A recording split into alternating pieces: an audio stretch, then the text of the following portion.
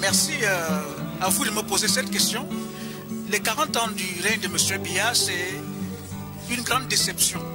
C'est-à-dire c'est un régime qui est arrivé avec de très belles promesses, la rigueur dans la gestion, la moralisation des comportements. Mais 40 ans après, nous sommes dans un pays qui se trouve dans un écheveau de crise.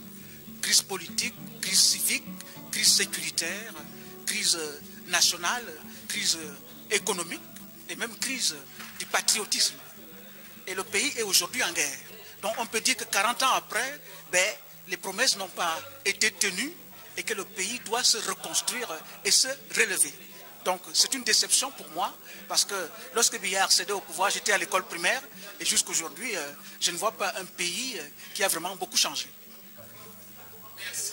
Je constate d'une part la descente aux enfers du Cameroun continue, d'autre part les 40 ans, le 6 avril 2022, les 40 ans de Biya m'inquiète dans la mesure où actuellement je sais qu'au Cameroun, rien n'est fait pour avoir une transition dans la paix et par les urnes au Cameroun.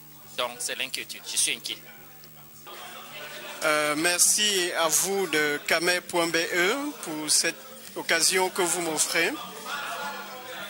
Comme a dit Richard Bona, 38 ans de règne, 38 ans de peine, et à l'heure du bilan, ils nous servent la haine.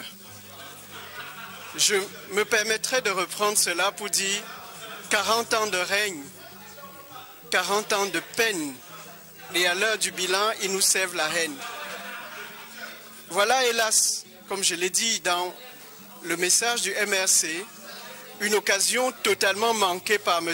Biya, qui est arrivé au pouvoir à l'âge de 49 ans, jeune, porté par tout l'espoir que le Cameroun mettait en lui, espoir d'un réel changement, espoir d'une rupture avec le système fort et dur que M.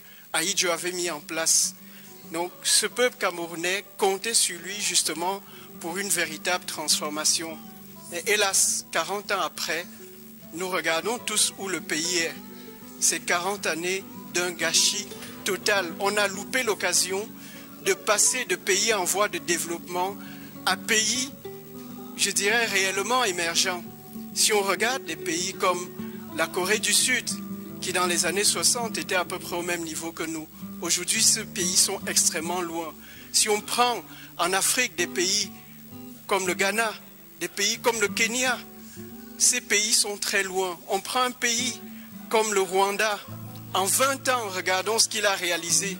Mais hélas, en 40 ans, nous avons plutôt régressé. Tous les voyants sont au rouge au Cameroun. Que ce soit sur le plan de la corruption, sur le plan économique, sur le plan des libertés, tout est complètement détruit, tout est véritablement à refaire. Donc, il est important pour nous que cette nouvelle génération, celle que nous portons, celle que nous encourageons, que ceux qui arriveront au pouvoir au Cameroun demain soient réellement humanistes, soient là d'abord pour travailler pour le peuple et non travailler pour leurs intérêts. C'est essentiellement dans cette ligne-là, c'est essentiellement de cette manière-là que nous arriverons à créer ce Cameroun, à le faire renaître véritablement. Merci.